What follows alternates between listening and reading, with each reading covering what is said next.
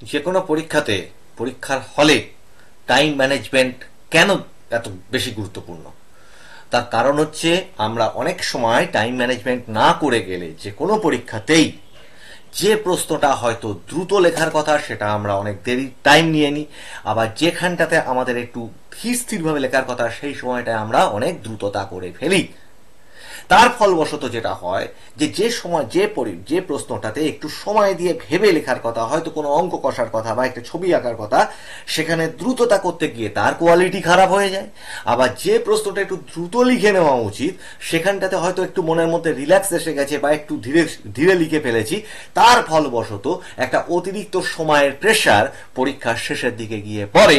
তার ফলবশত কি হয়, আমরা দাগ নম্বর দিতে ভুলে যাই, আমরা অঙ্কের হিসাব করতে ভুলে যাই, আমরা কি বলবো, যতটা প্রশ্নের উত্তরটা যতটা লেখা উচিত আমরা ততটা না লিখতে পারি না, কম লিখে ফেলি। এই নানান কারণে কিন্তু খুব ভালো প্রিপারেশন থাকা সত্ত্বেও পরীক্ষার রেজাল্ট অতটা ভালো হয় না। এবং যদি তোমরা ভালো করে প্রথম থেকে একদম এই টাইম ম্যানেজমেন্টটা করে নিয়ে পরীক্ষার হলে ঢোকো, তাহলে এই সমস্ত জিনিসটাকেই অ্যাভয়েড করা যায়, দুশ্চিন্তা থাকে না, আরাম করে পরীক্ষা দেওয়া যায়, প্রস্তুতি যেমনই হোক না কেন। চলো ভূগোল পরীক্ষায় দেখি একদম একটা প্রশ্নপত্র নিয়ে, একটা স্যাম্পল প্রশ্নপত্র নিয়ে আমরা দেখছি যে পরীক্ষার হলে তোমরা ঠিক পরীক্ষাটা যখন শুরু হবে তখন তোমরা কিভাবে কি করবে। প্রথম কথা বলে রাখি, তোমাদের যেটা বলেছিলাম যে নাম, রোল নাম্বার এইগুলো খুব মন দিয়ে লিখবে। প্রত্যেকটা পরীক্ষার ক্ষেত্রে আমি বারবার করে বলছি, পরীক্ষার হলে যত যত সরকারি নিয়ম কানুন আছে সেগুলো যারা যারা বলবেন সেখানে থাকবেন, যারা গার্ড থাকবেন তাদের সমস্ত নিয়ম কানুনগুলো সঠিকভাবে মানবে। এর ওর দিকে তাকিয়ে সময় নষ্ট করবে না, তাতে করে তোমার ক্ষতি, অন্যের ক্ষতি না, তোমার নিজের ক্ষতি, তোমার সময় নষ্ট। খেয়াল করে দেখো, এখানে কিন্তু প্রতিটা মিনিট ইম্পর্টেন্ট। এই টাইম ম্যানেজমেন্ট তোমাকে চোখে আঙুল দিয়ে দেখিয়ে দেয় যে কতটা ইম্পর্টেন্ট। তো এবার এই যে স্কোরিং সাবজেক্ট ভূগোল, এই ভূগোলকে কেমনভাবে আমরা পরীক্ষার হলে গিয়ে ভালো করে দিতে পারবো, সেটার জন্য প্রথম কি করবে, খাতার একদম ওপরে ভালো করে পরীক্ষাটা শুরুর সময় একদম ওপরে স্কেল দিয়ে এক টানা ওপরের মার্জিনগুলো এক টানা দিয়ে যাবে, তারপর এক টানা সাইডের মার্জিনগুলো দিয়ে যাবে, তাহলে টাইমটাও কম লাগবে, পুরো খাতাটা মার্জিন দেওয়া হয়ে যাবে। 2 নম্বর একটা বিশেষ কথা বলি, একটা করে প্রশ্ন লেখা হয়ে যাবে, মানে বড় প্রশ্নের ক্ষেত্রে বলছি, একটা করে বিভাগ শেষ হয়ে যাবে, স্কেল দিয়ে লাইন টেনে দেবে সেখানে, তারপরে আবার একটা বিভাগকে লিখবে। ধরো এমসিকিউ হয়ে গেল পুরোটা লেখা, তলায় স্কেল দিয়ে ডবল লাইন করে দেবে প্রয়োজনে। ঠিক আছে, এতে কি হবে, খাতাটা দেখতে ভালো হবে এবং এক্সামিনার যিনি তার পড়তে সুবিধা হবে। এটাও কিন্তু মানে নাম্বারের ক্ষেত্রে, ইমপ্রেশনের ক্ষেত্রে একটা ভূমিকা গ্রহণ করে। এবং তারপরে বলবো যে বড় প্রশ্নগুলো একটা করে প্রশ্ন লেখা হয়ে যাবে, একটা করে লাইন খাতায় স্ট্রেট লাইন টেনে দেবে স্কেল দিয়ে। কি হবে, যাদের মানে ভালো হাতের লেখা হোক, খারাপ হাতের লেখা হোক, যাই হোক না কেন, অনেক সময় একটু দুর্বল মানে হাতের লেখাও, ওই লাইন টেনে দেওয়া, দুপাশে মার্জিন থাকা, এই সমস্ত ফলে কি হয় বলতো, খাতাটাতে দেখতে অনেকটা ভালো লাগে। আমি অনেকটা কথা প্রথম দিকে এগুলো বলে নিলাম, এগুলো পরীক্ষার হলে খুব গুরুত্বপূর্ণ ভূমিকা রাখে। আর ভূগোলে যেটা গুরুত্ব রাখবে সেটা আমি আর বারবার করে বলেছি, সেটা হচ্ছে যেখানে যেখানে মনে করবে প্রাসঙ্গিক, সেই প্রাসঙ্গিক জায়গাগুলোতে একটু ছবি দেওয়ার চেষ্টা করবে। সেটা শিল্পীর মতো ছবি হওয়ার দরকার নেই, চৌকো ছোট বক্স করে দেবে প্রশ্নটার ডান দিকে, দিয়ে অল্প তোমার মনের ধারণা থেকে, বইতে চোখের মধ্যে যে ধারণাটা হয়ে আছে সেই ধারণা থেকে যতটুকু পারো একটু ছবি দিয়ে দেবে, দেখবে ইমপ্রেশন ভালো হয়, খাতার নম্বরেও কিছুটা ভূমিকা রাখে। এবং পরীক্ষাটা দেওয়ার প্রথমে কি করবে, জিওগ্রাফি এক্সাম ধরো শুরু হলো, প্রথমে তোমাদের এমসিকিউ থাকছে, একদম টাইম ম্যানেজমেন্ট সহ এই টেস্টটাকে দেখিয়ে দিচ্ছি প্রশ্নপত্রটা কিভাবে কন্ট্রোল করবে। 14টা তোমার এমসিকিউ থাকবে, 14টা এমসিকিউ এর জন্য এখানে 15 মিনিট দেওয়া আছে। আবার বলছি, পরীক্ষা কিন্তু 180 মিনিটের নয়, কত, পরীক্ষা 160 মিনিটের। এই পুরো টাইম ম্যানেজমেন্টটা সাজানো রয়েছে 160 মিনিটের। কাজে কোনোভাবেই ঘাবড়ে যাওয়ার জায়গা নেই, আরাম করে পরীক্ষা দাও। কেন, কারণ তোমার সব এই টাইম ম্যানেজমেন্টে পুরো পরীক্ষাটা দেওয়া হয়ে যাওয়ার পরেও তোমার 20 মিনিট হাতে এক্সট্রা থাকবে, কাজে টাইম কম পড়ে গেছে এটা আর বলার জায়গা নেই। ঠিক আছে, চলো কিভাবে সেটা হয়। পরিকল্পনা থাকে না বলে এটাতে বেশি লেগে গেল, ওটাতে কম লেগে গেল, এই হয়ে পরের দিকে গিয়ে প্রেশার পড়ে যায়। পরিকল্পনা থাকলে কি হবে, সবটাই আরামে হবে। দেখো কিভাবে, 15 মিনিট তুমি এমসিকিউ এর উত্তর দেবে, কিন্তু প্রশ্নটা পাওয়ার পরে কি করবে, এমসিকিউ গুলো ভালো করে পড়বে। ভালো প্রত্যেক প্রশ্ন পরীক্ষাতে আমি বলছি, পুরো এমসিকিউ গুলোকে তুমি ভালো করে পড়বে।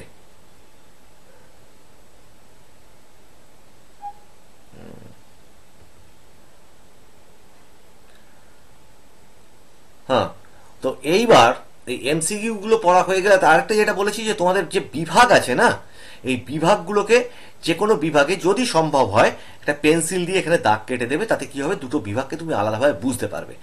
আর যে টাইম ম্যানেজমেন্টটা তুমি বাড়ি থেকে তৈরি করে যাচ্ছ, সেই টাইম ম্যানেজমেন্টটাকে একদম এই ওপরটাতে বা নিজের যে ইয়ে আছে তোমার খাতাটা আছে তার যে রাফ বলে লিখে নেবে, রাফ পৃষ্ঠাতে টাইমটাকে লিখে নেবে যে এমসিকিউ এর জন্য 15 মিনিট, এর জন্য কত মিনিট, এইটাকে লিখে নেবে। ঠিক আছে, তাহলে এমসিকিউ গুলো কি করবে, ভালো করে পড়বে, সিলেক্ট করবে, এবং তারপরে তুমি ধরবে হচ্ছে এসএ কিউ। ধরো বিভাগ খ, তাতে কটা আছে, 22টা তোমার 1 নম্বরের প্রশ্ন লিখতে হবে। এই 22টা প্রশ্নের জন্য তোমার কত দেওয়া আছে, 25 মিনিট টাইম দেওয়া আছে। ঠিক আছে, কেন 25 মিনিট দিয়েছি, এখানে ধরো এই এই প্রশ্নগুলোতে তো খুব বেশি কিছু লিখতে হবে না, একটা করে বাক্য লিখবে ধরো, তাহলে 22টা কোশ্চেনে দ্রুত এই জায়গাটা কিন্তু তোমাদেরকে হাতটা চালাতে হবে। হ্যাঁ, এখানে হাত চালাতে হবে, এবং এখানে কিন্তু অবশ্যই এখানে অরগুলোকে কিন্তু খেয়াল রেখো। অর এখানে প্রত্যেক প্রশ্নে কিন্তু অথবা দেওয়া আছে, এটা অথবা মানে এই এর মধ্যে থেকে এতগুলো প্রশ্নের উত্তর দাও, যেমন এখানে 6টা প্রশ্নের উত্তর দাও। ঠিক আছে, এই 6টা করে প্রশ্নের উত্তর দাও, এই জায়গাটা কিন্তু অবশ্যই মাথায় রেখো। সবকটা প্রশ্ন উত্তর লিখে আসতে গেলে কিন্তু টাইম আবার হয়ে যাবে, এবং ওর থেকে কিন্তু বেছে নেবে। বেছে কিভাবে নেবে, যে কটা তুমি করবে তার তলায় হয় দাগ মেরে নেবে, অথবা গায়ে দাগ মেরে দেবে। এইবার কথা হচ্ছে যে এর মধ্যে থেকে আমি হয়তো একটা পারছি না, অর থাকা সত্ত্বেও আমি একটা পাচ্ছি না, সেটাকে দাগ মেরে রেখে দাও। প্রথম চোটে দাগ মেরে রেখে দিয়ে চলে যাও। এমসিকিউতেও তাও এরকম একটা ধরো দাগ দাগ দিয়ে রেখে দিলে। এবার এরকম একটা দুটো হবে, খুব বেশি না নিশ্চয়ই। তাহলে প্রশ্নটা যখন তুমি পুরো পড়ছো এবং দাগিয়ে নিচ্ছ যে এইটা আমি পারছি, তাতে তোমার মাথার চাপ অনেক হালকা হয়ে যাবে। এরপরে এসো তুমি 2 নম্বরের প্রশ্ন। 2 নম্বরের প্রশ্ন 6খানা লিখতে হবে তোমাকে মাত্র। তাহলে 2 মিনিটেরও বেশি করে টাইম দেওয়া আছে। অল্প কিছু লিখবে, 2-3 লাইন লিখবে, এবং যদি সম্ভব হয়, আবার বলছি, খুব ছোট্ট একটা ছবি যদি পাশে দিয়ে দিতে পারো প্রশ্নটার সঙ্গে, তাহলে খুব ভালো হয়। আমি সেটার ব্যাপারে সব কোনো চাপ নেই, এই যে টাইমগুলো এর মধ্যে কি করে, এই টাইমের মধ্যে কি করে পারবো অত ভাবার দরকার নেই, সব দিচ্ছি ব্যবস্থা করে। এর মধ্যেই তুমি ছবি আঁকতে পারবে, এর মধ্যেই তুমি প্রতিটি প্রশ্নের মধ্যে যদি ছবি এঁকে দিতে যাও তারও টাইম পাবে, প্রশ্নটাও সুন্দর করে লিখতে পারবে। একটা কথা বারবার বলছি, ভূগোলে পয়েন্ট খাতায় প্র্যাকটিস করে নাও, পয়েন্ট মাথায় রাখো, ওটাই আসল। তাহলে গেল তোমার 2 নম্বরের কোশ্চেন। 6টা কোশ্চেন লিখলে 15 মিনিট টাইম দেওয়া আছে, মানে 2 মিনিটেরও বেশি করে টাইম দেওয়া আছে। বাড়িতে একটুখানি ভেবে দেখো তো, 2 মিনিটে যথেষ্ট একটা 2 নম্বরের প্রশ্ন লিখে দেওয়া যায়। 2-2.5 মিনিট করে দেওয়া আছে। খেয়াল করো, একটাতেও কিন্তু এমন কোনো টাইম দেওয়া নেই যেটা একবারে না ওই টাইমের মধ্যে ওটা হয় না, এরকম দেওয়া নেই একটাও। তো এর সঙ্গে এর পরের অংশ যেটা, সেটা হচ্ছে তোমার 4টে প্রশ্ন থাকছে 3 নম্বরের। ঠিক আছে, এই 4টে প্রশ্নের জন্য তোমাকে কি করে দেওয়া হয়েছে, 20 মিনিট দেওয়া রয়েছে। 4টে প্রশ্ন লিখবে, এই 4টের জন্য তোমার 20 মিনিট দেওয়া রয়েছে।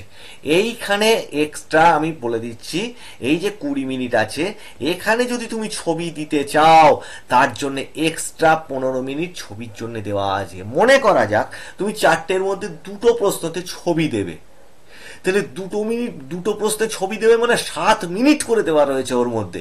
যদি ছবি দেওয়ার মতো না হয় তাহলে এই টাইমটাকেও কিন্তু তুমি লেখার কাজে ব্যবহার করে নিতে পারবে। খেয়াল করো, এক্সট্রা 15 মিনিট দেওয়া আছে। এবার আমি আবার বলছি, একটি পরীক্ষা কিন্তু একটি পরীক্ষা নয়, অনেকগুলো ছোট ছোট পরীক্ষার অংশ। আর লাস্টলি কি দেওয়া রয়েছে তোমার 5 নম্বরের প্রশ্ন। 5 নম্বরের প্রশ্ন যেটা, এই যে দুটো প্রশ্ন দেওয়া রয়েছে এখানে, এই দুটো প্রশ্ন তোমার 15 মিনিট দেওয়া রয়েছে দুটো প্রশ্নে, এই দুটো প্রশ্নে তোমার দেওয়া রয়েছে 15 মিনিট। ঠিক আছে, তাহলে গোটায় তোমার দেওয়া রয়েছে 30 মিনিট। এতেও কিন্তু এই যে সচিত্র দেওয়া রয়েছে, সেই সচিত্রের জন্য আবার তোমাকে মানে 30 মিনিট আমি দিয়ে রেখে দিয়েছি চিত্র দেওয়ার জন্য। 30 মিনিট এখানেও এক্সট্রা দেওয়া রয়েছে। তাহলে কি হচ্ছে, তুমি লিখছো, এখানে তো তোমার ছবি আঁকার প্রশ্ন থাকছে, এই বিভাগেও থাকছে, এই বিভাগও থাকছে। ঠিক আছে, তাহলে এই যে ছবি আঁকার প্রশ্ন, তাহলে ছবি আঁকার প্রশ্নের জন্য তো আমি আলাদা টাইম দিয়ে রেখেছি, এবার লেখার জন্য আলাদা টাইম দেওয়া রয়েছে। তাহলে এই পুরো বিভাগটাকে যদি তুমি ধরো, এখানে তোমার 60 মিনিট টাইম দেওয়া, মানে পুরো 1 ঘন্টা টাইম দেওয়া এই 5 নম্বরের 4টে প্রশ্নের জন্য। দুটো দুটো 4টে প্রশ্নের জন্য 60 মিনিট টাইম কিন্তু এখানে দেওয়া রয়েছে। তাহলে গড়ে তোমার 15 মিনিট করে এসেই গেল এক একটা প্রশ্নে। তাহলে 7 মিনিট তুমি লিখলে, 7 মিনিট লিখে 7 মিনিট ধরে তার ছবি আঁকতে হয় না। যদি তাও ধরে ধরেও তুমি আঁকো, তাও একটা ছবি কি দুটো ছবিতে তোমার যথেষ্ট হয়ে যাবে, তার মধ্যে 5 মিনিটে যথেষ্ট ছবি হয়ে যায়। এরপরে এসো তোমার ম্যাপ পয়েন্টিং এ। আমি বারবার বলেছি বাড়িতে কিভাবে ম্যাপ পয়েন্টিং প্র্যাকটিস করবে, সেটার ব্যাপার তো বলেই দিয়েছি। এ বাদে এই ম্যাপ পয়েন্টিং যখন করবে, খুব ঠান্ডা মাথায় করবে, এবং তোমাদের খেয়াল করবে এই যে এতক্ষণ পর্যন্ত এই ওপর থেকে নিচ পর্যন্ত যে টাইম ম্যানেজমেন্ট আমি দেখালাম, এটাতে কিন্তু তোমাদের কিছু সময় বাঁচবে। কারণ এত ছবি তো নিশ্চয়ই দেবে না, তুমি কিছু কিছু ছবি দেওয়ার চেষ্টা করবে। যেখানে যেখানে ছবিতে আমি এক্সট্রা টাইম দিয়ে রেখেছি, ঠিক আছে, এই যেমন তোমার 3 নম্বরের প্রশ্নে তোমার ছবির জন্য টাইম দিয়ে রেখেছি, এখান থেকে কিছু টাইম তোমার বাঁচবে। এবার সেই টাইমটাকে তুমি কি করবে, এই ম্যাপ পয়েন্টিং এ ইউজ করতে পারো। এবং এই টোটালটা হয়ে যাওয়ার পরে যে প্রশ্নগুলো তুমি লেখনি মনে করছো, দাগ দিয়ে চলে গেছো, তা আচ্ছা ধরা যাক যে তোমার 3 নম্বর কোশ্চেনেও না হয় তুমি একখানাকে দাগ দিয়ে চলে গেছো, ঠিক আছে, পারোনি হয়তো, একটা পারোনি হয়তো। তাহলে এইবার কি করছো, তাহলে সেই টাইমগুলো তো আর কেউ খেয়ে নেয়নি, সেই টাইমগুলো তো তোমার হাতে রয়েছে। এইবার পরীক্ষাটা কমপ্লিট হয়ে যাওয়ার পরে সেই কোশ্চেনগুলোর আনসার করো। কোশ্চেন একটা করে লেখা হয়ে যাবে, তলায় একটা করে দাগ কেটে দেবে, ডান দিকে ছবিটা জ্যামিতি বাক্সের যে ত্রিভুজ মতোটা আছে ওইটা দিয়ে একবার ডান দিকে বসাবে, একবার উল্টো দিকে বসাবে, উল্টো দিক করে বসাবে, দেখবে ছোট্ট করে একটা বক্স হয়ে যাবে। দ্রুত একটা বক্স করে নেবে, নিয়ে তার মধ্যে ছবিটা করে দেবে। এতগুলো জিনিস টেকনিক কিন্তু তোমাদেরকে শিখিয়ে দিচ্ছি, কি করে শেড দিতে হয় সেটাও শিখিয়ে দিলাম। এবার যেটা করতে হবে সেটা হচ্ছে, তোমার হাতে কিন্তু এর পরেও 20 মিনিট থেকে গেল, কাজেই খাতা ভালো করে মেলাও। ঠিক আছে, ওই আম্পায়ার যেমন ওই কোনো একটা সন্দেহ হলে থার্ড আম্পায়ারের কাছে পাঠায়, এইবার এই 20 মিনিট হচ্ছে তোমাদের দেওয়া থাকছে থার্ড আম্পায়ার। তুমি নিজেই থার্ড আম্পায়ার, তুমি দেখো যে কি করে ওর মধ্যে কোনো ভুল হয়েছে কিনা, নাকি আর একটা প্রশ্নে একটুখানি ফাঁকা রেখে গেছিলাম, ওই জায়গায় আর একটা ছবি দিতে পারো কিনা। যেমন হোক ছবি, বিরাট নিখুঁত হতে হবে এমন না, চেষ্টা করো ভালো করবার, কিন্তু মানে পুরো খাতাটাকে রিভাইজ দিয়ে নাও। এবং এই জায়গাটা হচ্ছে আসল জায়গা। আর কোন জায়গায় কি একটু লিখলে, বা কোন জায়গাটা আমি পারছি না একটু মনে করি, মনে করার উপরে আমি তো বলেছি পরীক্ষার হলে প্রশ্ন ভুলে গেলে কিভাবে মনে করতে হয়। তোমরা পিছনের ক্লাসগুলো দেখো কিনা জানি না, আমি অনুরোধ করব দেখো। ঠিক আছে, তাহলে এই হলো টোটাল ভূগোল এক্সাম কি করে দেবে তার একটা রূপরেখা উইথ টাইম ম্যানেজমেন্ট। তোমরা এটা স্ক্রিনশট তুলে নিও, কারণ এই স্ক্রিনশটেই সমস্ত টাইমগুলো দেওয়া আছে। এই আর মুখে তো আমি বলেই দিলাম কোনটায় কি আছে, খাতায় টুকে নাও, টুকে নিয়ে দ্রুত এবার প্রিপারেশনে লেগে যাও, এবং প্রিপারেশনটা ভালো করে নাও। নতুন পুরনো সব ছাত্রছাত্রীদের বলছি যে মনের মধ্যে সাহস রাখো, আগামীটা কিভাবে ভালো দেবো সেটা নিয়ে চিন্তা করো। আমি প্রবীর রায়চৌধুরী, এতক্ষণ তোমাদের সঙ্গে ক্লাসে ছিলাম। ভূগোলের এক্সামের হলের মধ্যে ঢুকে কিভাবে তোমরা ভালো করে পরীক্ষা দিতে পারবে, কন্ট্রোল করতে পারবে উইথ টাইম ম্যানেজমেন্ট, তোমাদেরকে সেটা দেখিয়ে দিলাম। আর বিশেষ কিছু কিছু ছোট ছোট টেকনিকও বলে দিলাম, সেগুলো মেনে চলবার চেষ্টা করো। সবাইকে বলছি যে ক্লাসগুলোকে একটু শেয়ার করো, যাতে যাদের কেউ পড়া দেখিয়ে দেওয়ার নেই, তাদের যদি কিছু কাজে লাগে, উপকারে লাগে, তাহলে আমার ভালো লাগবে। আজকে এই ক্লাসে এই পর্যন্ত, তাহলে সামনের ক্লাসে দেখা হচ্ছে আরো কোনো ইন্টারেস্টিং বিষয় নিয়ে। সবাই ভালো থেকো, সবাই সফল হও।